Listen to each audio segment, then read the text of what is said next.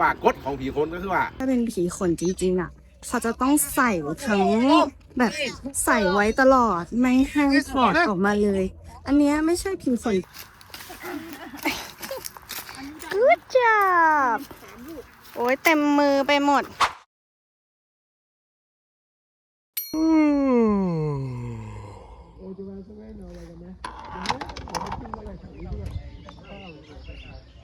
วันนี้หลุยมาร่วมประเพณีผีขนเป็นครั้งแรกหลายๆคนอาจจะยังไม่รู้จักประเพณีผีขนเดี๋ยวเรามารู้จักในคลิปนี้ไปพร้อมๆกันค่ะ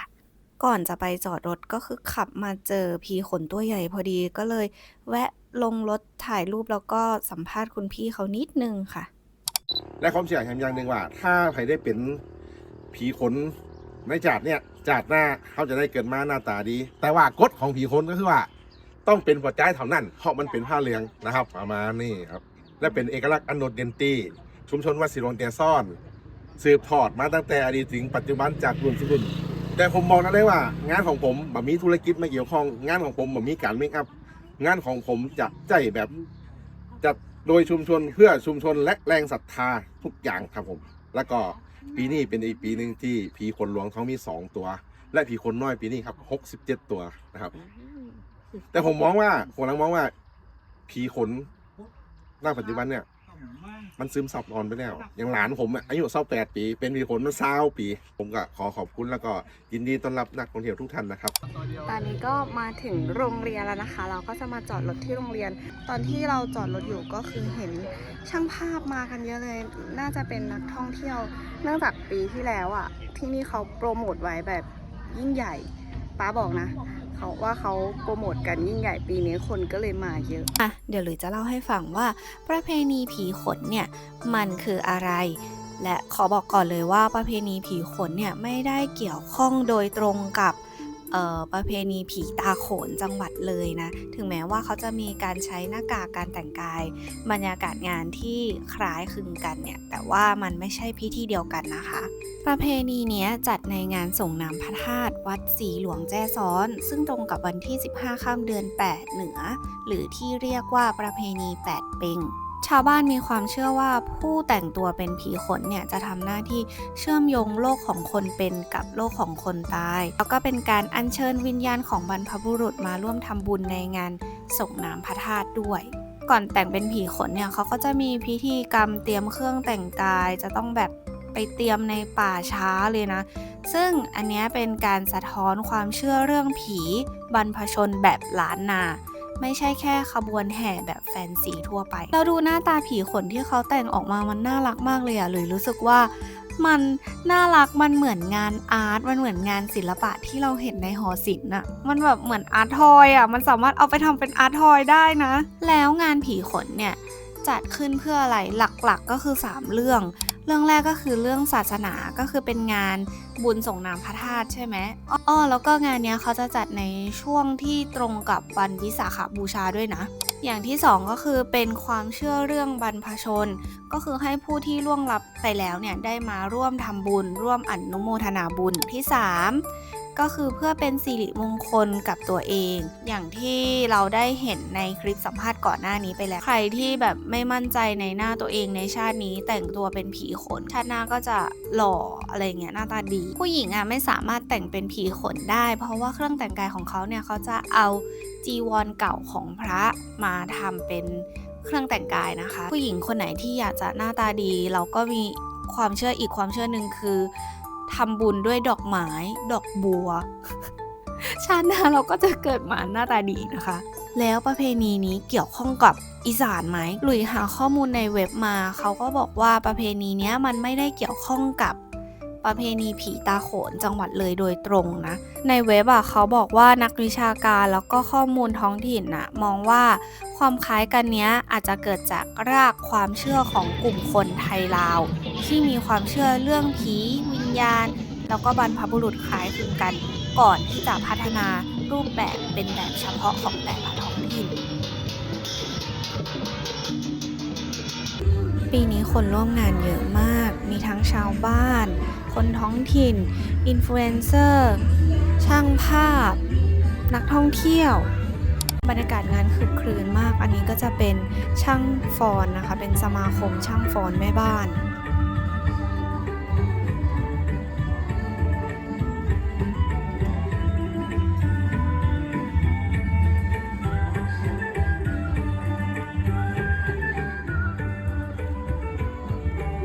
จะสังเกตเห็นว่าระหว่างขบวนจะมีคนส่งน้ำผีขนไม่ขาดเลยนะคะ สงสัยเขาจะกลัวน้องๆผีขนเป็นสโตรกกัน เพราะว่าอากาศมันค่อนข้างร้อน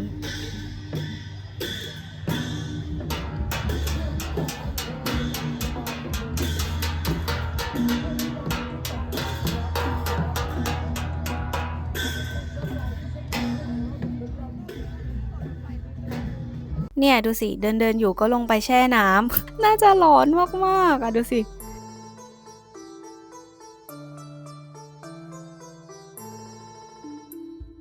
อันนี้เขานั่งอยู่ในนานะคะ ก็คือไม่รู้ว่านั่งอึหรือว่านั่งฉี่หรือว่าแช่น้ำในนา ตรงนี้จะเป็นขบวนของอีกหมู่บ้านหนึ่งนะคะ เขาจะมาเจอกันที่วัดหรือก็มายืนรอดูขบวนจากหมู่บ้านนี้นะคะ เขาก็ไม่มากันสักทีรอนานมาก ก็คือรออยู่นานมากแล้ว ปรากฏว่าผีขนตัวใหญ่นู้นนะคะ เชือกมันหลุดแบบว่าขัดข้องทางเทคนิคเล็กน้อยนะคะ เราก็จะกลับไปรอที่วัดกันดีกว่านี่ดูน้องๆร้อนหอดผีฝนออกกันหมดเลยฉันเป็นเอ็นดูผีฝนมากเอ็นดูเมื่อกี้นี้ได้ยินแบบคนเฒ่าคนแก่เขาบอกว่าถ้าเป็นผีขนจริงๆอ่ะเขาจะต้องใส่ทั้งแบบใส่ไว้ตลอดไม่ให้ถอดออกมาเลย อันเนี้ยไม่ใช่ผีฝนจริงเธอสงสารน้องฉันฟังแล้วก็แบบว่าสงสารน้องมันแบบว้า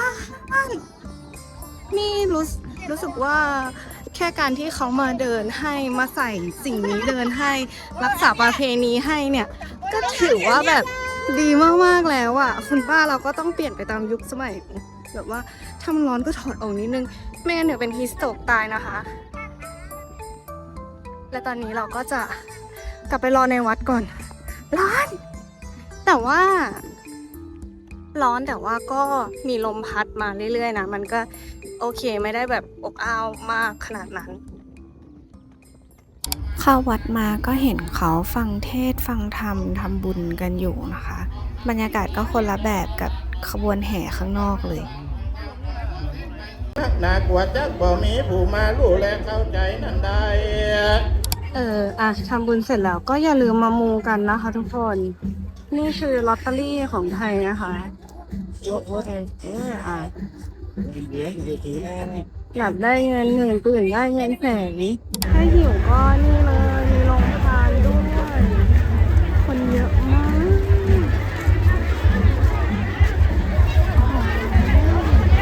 แจกอะไรกันบ้างเนี่ยโอ้โหช่างตาย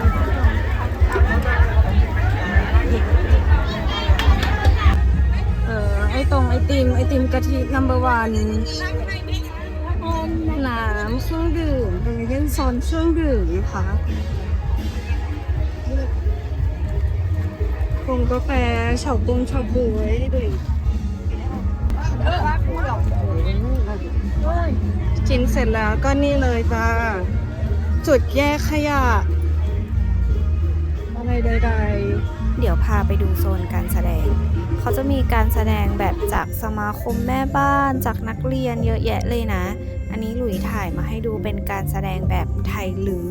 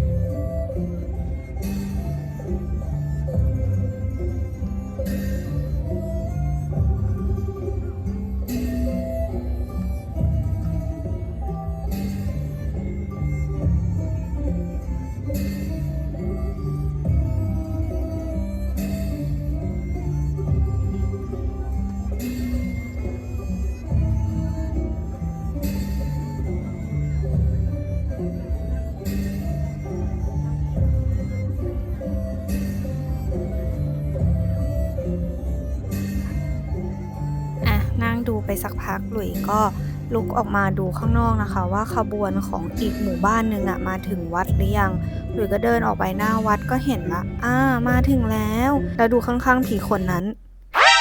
ช่างภาพที่อยู่ตรงนั้นหนึ่งในนั้นคือพ่อฉันเองจ้าหลุยไม่ต้องมองหาป๋าเลยอะที่ไหนมีผีขนที่นั่นมีป๋าและนี่คือมุมกล้องจากป๋าหลุยนะคะคือคุณไปขึ้นบ้านใครคะคุณเอาล่ะประเพณีผีขนของหลุยก็ต้องขอจบแต่เพียงเท่านี้นะคะจริงๆมันจัด2 วันเลยนะถ้าใครสนใจปีหน้าก็เชิญชวนมาร่วมงานกันนะคะแต่หลุยจะละลายละขอกลับบ้านไปนอนตากแอร์ก่อน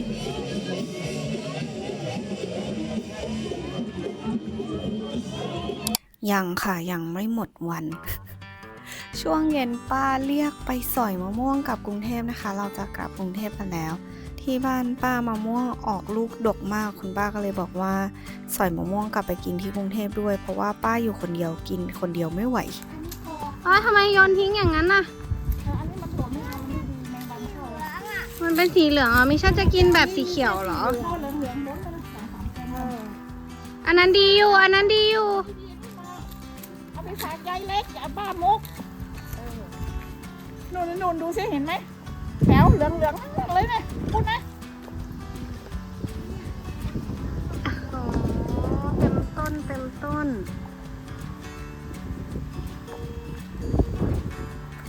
เอาลูกไหนดีนะ อันนี้เหรอ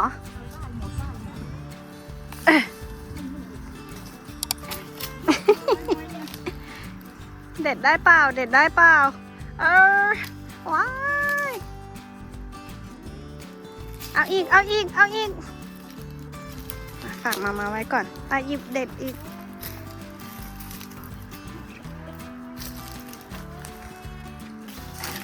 โอ้โหสุดยอดเอามาเอาอีกไหม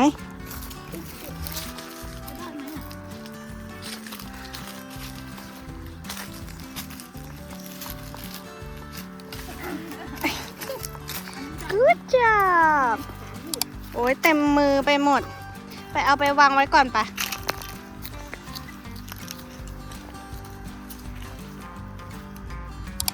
โอ้ยเอา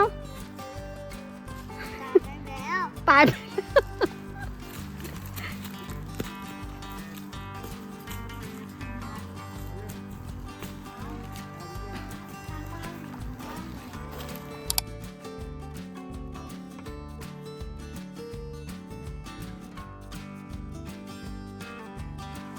วันนี้ต้องขอจบคลิปแต่เพียงเท่านี้นะคะแล้วเดี๋ยวเราเจอกันในคลิปหน้านะซึ่งไม่รู้ว่าเมื่อไหร่ทุกคนอย่าเพิ่งถอดใจกับหลุยนะ ไปแล้วบ๊ายบายสวัสดีค่ะ